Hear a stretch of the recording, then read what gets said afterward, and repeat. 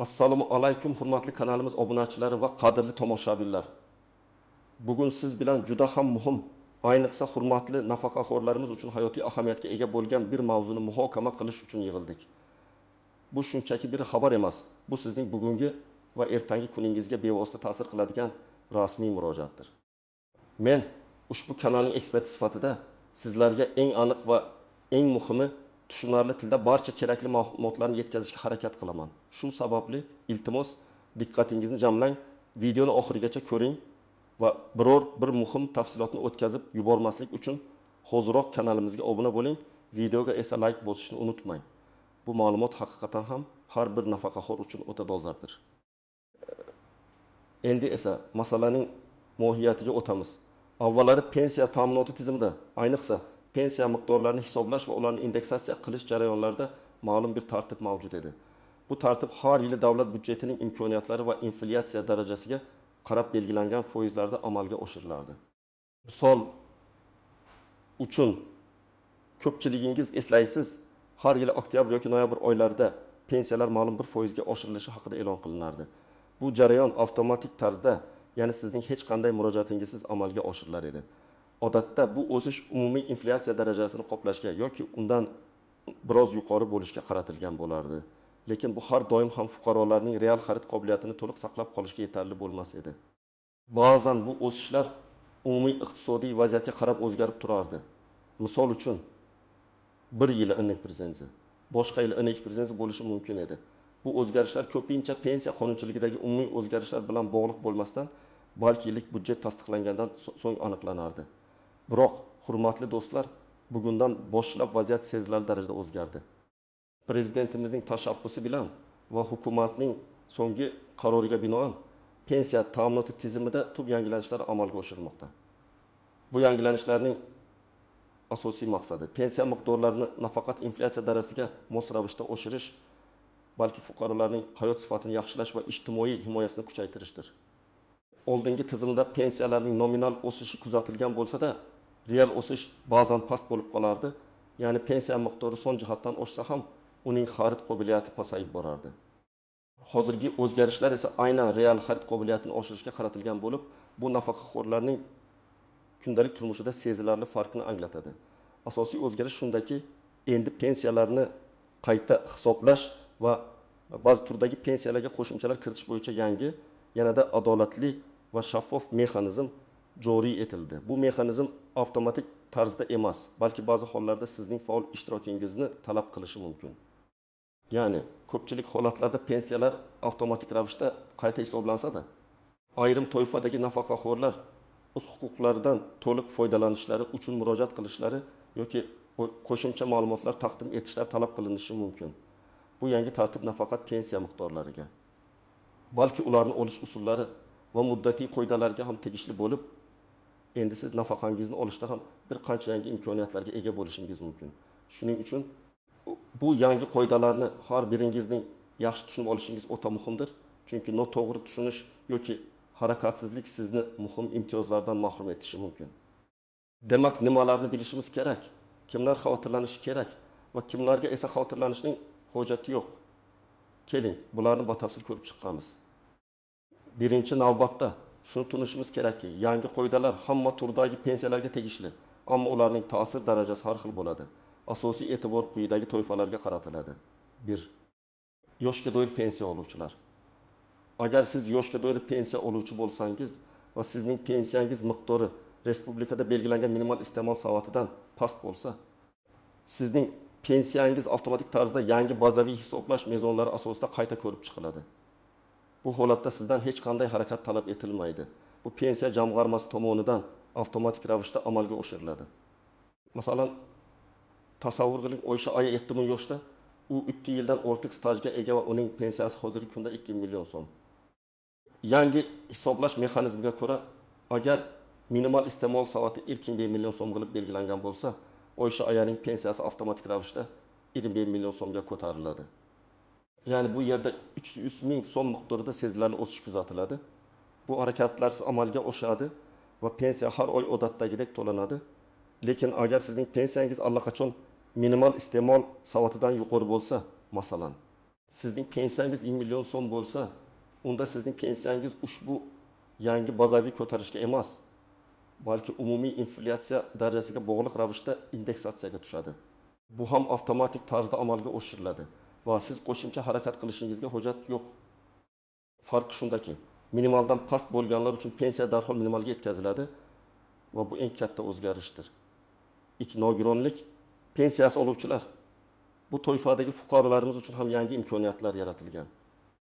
Agar sizning nogironligingiz darajasi va ish stajingiz ma'lum bir mezonlarga mos keladigan bo'lsa, sizning pensiyangizga qo'shimcha ustamalar kiritilishi mumkin. Bu ustamalar ayniqsa og'ir nogironlik darajasiga ega bo'lganlar yoki uzoq yillik stajga ega bo'lgan nogironlar uchun mo'ljallangan bo'lishi mumkin. Misol uchun, Toshkent shahrida yashovchi 55 yoshli Murod aka ikkinchi guruh nogironi. Uning ish staji 25 yil. Hozirda u 2 million so'm pensiya oladi. Yangi qoidalarga ko'ra, agar ikkinchi guruh nogironlar uchun kamida 20 yil stajga ega bo'lganlarga 200 ming so'm qo'shimcha ustama berilishi belgilangan bo'lsa, Murod akaning pensiyasi intim 3 million so'm plus 200 ming so'm, intim 5 million so'm bo'ladi. Bu ham avtomatik tarzda amalga oshiriladi agar uning ma'lumotlari pensiya jamg'armasi bazasida to'liq mavjud bo'lsa va yangi ustama mezonlariga mos kelsa. Ammo agar sizning nogironligingiz darajasi o'zgargan bo'lsa-yu, masalan, 3-guruhdan 2-guruhga o'tgan bo'lsangiz, lekin bu haqida pensiya jamg'armasi xabar topmagan bo'lsa, siz bu haqda murojaat qilishingiz va tegishli tibbiy hujjatlarni taqdim etishingiz kerak bo'ladi. Bu o'z navbatida pensiya miqdoriga ijobiy ta'sir ko'rsatadi. Bo'g'uvchisini yo'qotganlik pensiyasi oluvchilar. Bu toifadagi oilalar uchun ham maxsus qo'llab-quvvatlash choralari ko'zda tutilgan. Ayniqsa voyaga yetmagan bolalarga pensiya oluvchi oilalarga qo'shimcha moddiy yordam ajratilishi mumkin. Bu yordam bir martalik bo'lishi ham mumkin. Shuningdek, pensiyaga qo'shimcha doimiy ustama shaklida ham berilishi mumkin. Masalan, 3 nafar farzandi bilan qolgan 35 yoshli Gulnora opaning har bir farzandiga 500 ming so'mdan bo'g'uvchisini yo'qotganlik pensiyasi to'lanadi. Umumiy 25 million so'm. Yangi tartibga ko'ra, agar bunday oilalarga bolalar soniga qarab qo'shimcha 300 ming so'm miqdorida doimiy yordam puli ajratilishi belgilangan bo'lsa, Gulnora opa oilasi har oyda 300 ming so'm qo'shimcha pul olish huquqiga ega bo'ladi. Ya'ni ularning umumiy oladigan mablag'iga yil taks million so'mga yetadi. Bu ham odatda avtomatik tizim orqali hisoblanishi kerak. Ammo agar bolalarning tug'ilish haqidagi guvohnomalari otasining vafot etganligi haqidagi hujjatlari bazada to'liq aks etmagan bo'lsa yoki oilaviy tarkibda o'zgarishlar bo'lgan bo'lsa, murojaat qilish zarur bo'ladi. Bunday holatlar ba'zan bazaga kechikib kiritilishi mumkin. 4. Ishlamaydigan nafaqaxo'rlar uchun yangi imkoniyatlar. Agar siz nafaqaxo'r bo'lsangiz va qo'shimcha ish haq olmasdan faqat pensiyangiz bilan kun kechayotgan bo'lsangiz, siz uchun ham alohida e'tibor qaratilgan. Hukumat ijtimoiy himoyani kuchaytirish maqsadida ishlamaydigan nafaqaxo'rlar uchun turli imtiyozlarni kengaytirishni rejalashtirgan.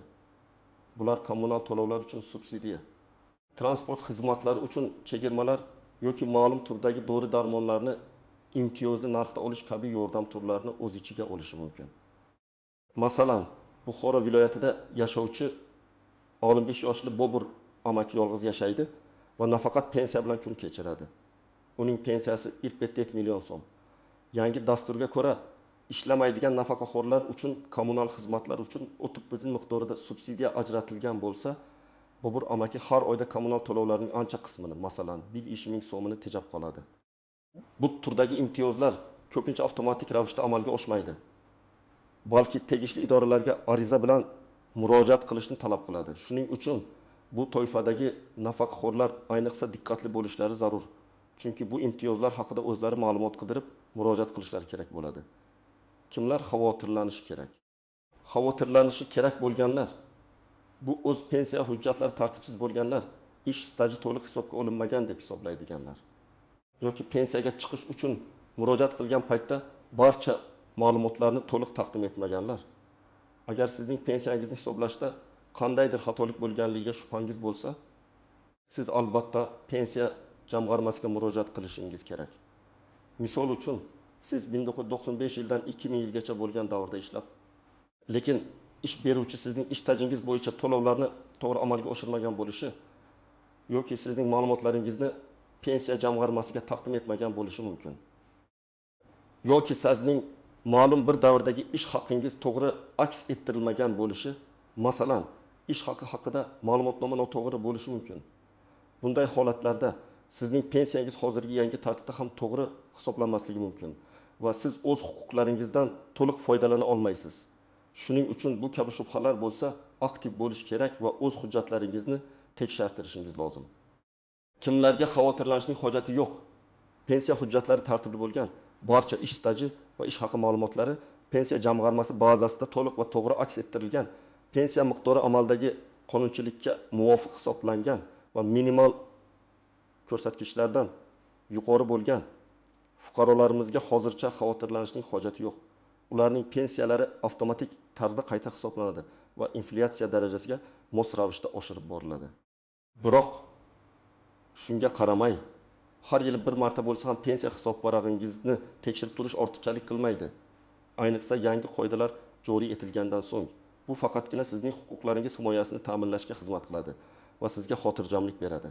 Har qanday yangi tizimda bo'lgani kabi, bu yangilanishlarda ham ba'zi istisnolar, e'tibor qaratilishi lozim bo'lgan nozik jihatlar va ko'zdan panada qolib ketishi mumkin bo'lgan holatlar mavjud.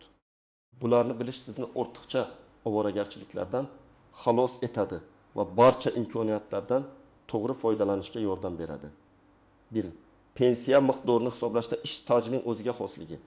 Ba'zi fuqarolarimiz, ayniqsa turli davlatlarda ishlaganlar, chet elda ishlaganlar yoki kichik biznes subyektlarida norasmiy ravishda faoliyat yuritganlar uchun ish staji hisobida muammolar bo'lishi mumkin.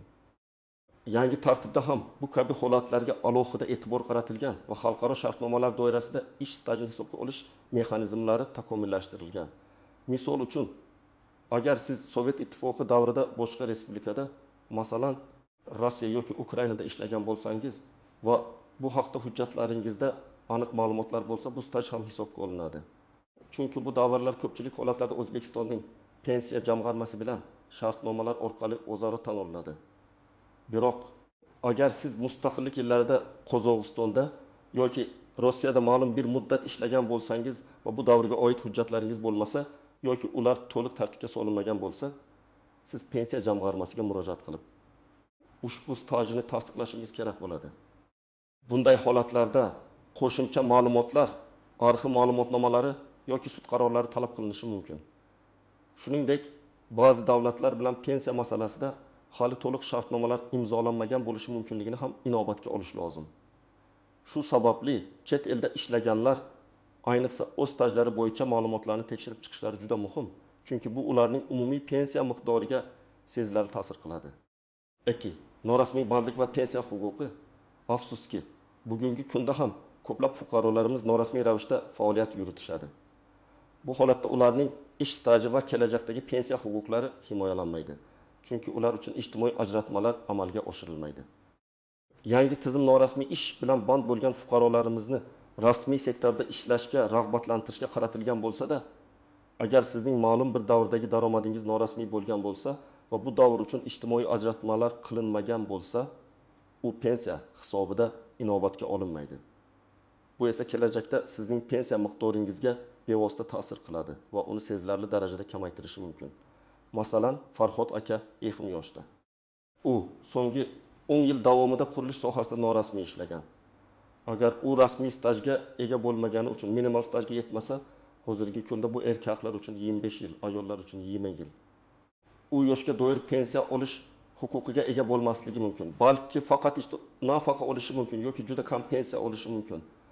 Bunday holatlarning oldini olish uchun imkon qadar rasmiy bandlikka o'tish yoki o'zini band qilgan shaxs sifatida ro'yxatdan o'tib, ijtimoiy to'lovlarni amalga oshirish muhimdir. Hozirda o'zini band qilgan shaxslar uchun ijtimoiy soliq to'lash orqali staj yig'ish imkoniyati mavjud va bu imkoniyatdan to'liq foydalanish kerak, chunki bu kelajakdagi moliyaviy barqarorligingiz garovidir. Qo'shimcha imtiyozlar va ularning muddati. Yangi qoidalarda pensiyaga qo'shimcha ravishda berilishi mumkin bo'lgan ba'zi bir imtiyozlar yoki moddiy yordam turlari joriy etilgan bo'lishi mumkin. Ammo ba'zi imtiyozlar bir martalik xarakterga ega bo'lishi yoki ularni olish uchun ma'lum bir muddat ichida murojaat qilish talab qilinishi mumkin. Masalan, Agar hukumat nafaqaxo'rlar uchun qishki isitish subsidiyasi dasturini joriy etsa va bu dastur faqat 1 dekabrdan 31 yanvargacha amalga oshirilsa, siz bu muddat ichida ariza bilan murojaat qilishingiz kerak bo'ladi. Agar siz kechiksangiz, bu imtiyozdan mahrum bo'lishingiz mumkin. Garchi siz barcha mezonlarga mos kelsangiz ham. Shuning uchun e'lon qilinadigan yangiliklarni diqqat bilan kuzatib borish va tegishli muddatlarga rioya qilish juda muhimdir. Axborot manbalarini kuzatib borish. Masalan, mahalliy hokimiyat organlari e'lonlarini pensiya jamg'armasi rasmiy veb-saytini yoki ishonchli yangiliklar kanallarini muntazam tekshirish bu borada yordam beradi. 4. Pensiyani hisoblashda foydalaniladigan ish haqi davri ba'zi hollarda pensiyani hisoblashda eng maqbul ish haqi davrini tanlash muhim ahamiyat kasb etadi. Chunki bu pensiya miqdoriga bevosita ta'sir qiladi. Avvalgi qonunchilikda ish stajining so'nggi 5 yildagi o'rtacha ish haqi yoki istalgan 5 yildagi ish haqi hisobga olinishi mumkin edi. Yangi qoidalar doirasida bu tartib biroz o'zgarishi yoki fuqarolarga yanada qulay sharoitlar yaratilishi mumkin. Masalan, eng yuqori daromad olingan 7 yilni tanlash imkoniyati berilishi. Masalan, agar sizning mehnat faoliyatingizning boshida ish haqingiz yuqori bo'lgan bo'lsa-yu, lekin oxirgi yillarda, masalan, sog'lig'ingiz sababli kamroq haq to'lanadigan ishda ishlaganingiz tufayli pasaygan bo'lsa, pensiya jamg'armasi sizning foydangizga bo'lgan davrni avtomatik tanlash tizimini joriy etgan bo'lishi mumkin. Lekin ba'zida bu tizim barcha holatlarni inobatga olmasligi mumkin yoki uning algoritmi optimal tanlovni amalga oshirmasligi mumkin. Shuning uchun agar sizning pensiyangiz miqdori siz kutgandan ancha past bo'lsa, hisoblashda qaysi davr ish haqi inobatga olinganligini aniqlash va zarurat tug'ilganda boshqa yuqoriroq daromadli davrni tanlash imkoniyatini so'rash maqsadga muvofiqdir. Bu ayniqsa mehnat faoliyati davomida ish haqi o'zgaruvchan bo'lgan shaxslar uchun muhimdir. 5. Bank kartasiga pensiya o'tkazishdagi muammolar. Pensiyalarni bank kartalariga o'tkazish tizimi keng tarqalgan bo'lsa-da, ba'zida texnik muammolar yoki ma'lumotlardagi xatolar tufayli pensiya pullari o'z vaqtida tushmasligi mumkin. Bunday holatlarda avvalo o'zingizning xizmat ko'rsatuvchi bankka murojaat qilishingiz kerak. Chunki ko'pincha muammo bankning ichki tizimida yoki hisob varaqda bo'lishi mumkin. Agar muammo bank tomonidan hal etilmasa, pensiya jamg'armasining hududiy bo'limiga yozma ariza bilan murojaat qilish zarur. Bu holatlarni tezroq bartaraf etish uchun, ayniqsa pensiya to'lovlari kechikayotgan bo'lsa, harakat qilish lozim. Murojaat qilganda pensiya guvohnomasi, pasport va bank kartasi raqamlarini o'zingiz bilan olib boring.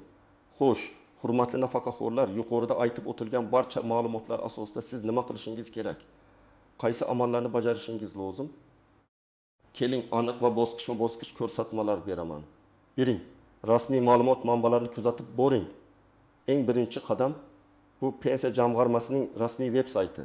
Pensiya.uz, O'zbekiston Respublikasi Adliya vazirligining huquqiy axborot Telegram kanali, huquqiy axborot yoki boshqa ishonchli davlat axborot portallarini muntazam kuzatib borishdir. Bu yerda barcha yangilanishlar, normativ huquqiy hujjatlar va tushuntirishlar rasman e'lon qilinadi. Mahalliy hokimiyat organlarining e'lonlar taxtalariga ham e'tibor qarating, chunki ba'zi hududiy imtiyozlar shu yerlarda e'lon qilinishi mumkin. 2. Pensiya jamg'armasining hududiy bo'limi tashrif buyuring, zarur bo'lsa. Agar sizning pensiyangiz minimal iste'mol soatidan past bo'lsa-yu, avtomatik ravishda oshirilmagan bo'lsa. Agar sizning nogironligingiz darajasi o'zgargan bo'lsa-yu, bu bazada aks etmagan bo'lsa, yoki ish stajingiz to'liq hisobga olinmaganligi shubhangiz bo'lsa, zudlik bilan yashash joyingizdagi pensiya jamg'armasining hududiy bo'limiga murojaat qiling. Oldindan telefon qilib, qabul soatlari va qaysi hujjatlar bilan borish kerakligini aniqlab olishingiz mumkin. Navbat kutmaslik uchun elektron navbat xizmatlaridan foydalanish imkoniyatini so'rang. Aksariyat hududiy bo'limlarda bunday tizim joriy qilingan. Uchun qanday hujjatlar kerak bo'lishi mumkin? A. Fuqarolik pasportingiz, asli va nusxasi. B. Pensiya guvohnomangiz. C. Mehnat daftarchasi. Agar mavjud bo'lsa va undagi ma'lumotlar pensiya jamg'armasi bazasida to'liq aks etmagan deb hisoblasangiz. Ish stajingizni tasdiqlovchi qo'shimcha hujjatlar, ish joyidan ma'lumotnomalar, arxiv ma'lumotnomalari, xorijiy davlatdagi ish faoliyati bo'yicha hujjatlar, masalan, ish haqi haqidagi ma'lumotnomalar yoki mehnat shartnomalari. nogironlik guvohnoma. Agar siz nogironlik pensiyasi oluvchi bo'lsangiz va nogironligingiz darajasi o'zgargan bo'lsa, tibbiy xulosa bilan birga. Tug'ilish haqidagi guvohnomalar. Agar boquvchisini yo'qotganlik pensiyasi oluvchi bo'lsangiz va oilaviy tarkibingiz o'zgargan bo'lsa, masalan, yangi bola tug'ilgan bo'lsa-ga. Bank hisob varag'ingiz rekvizitlari. Agar siz pensiyani boshqa bankka o'tkazmoqchi bo'lsangiz yoki kartangiz yo'qolgan bo'lsa, bankdan olingan ma'lumotnoma. Bu hujjatlarning asl nusxalari va ularning nusxalarini ham o'zingiz bilan olib borish tavsiya etiladi. 4. Arizani to'g'ri yozish.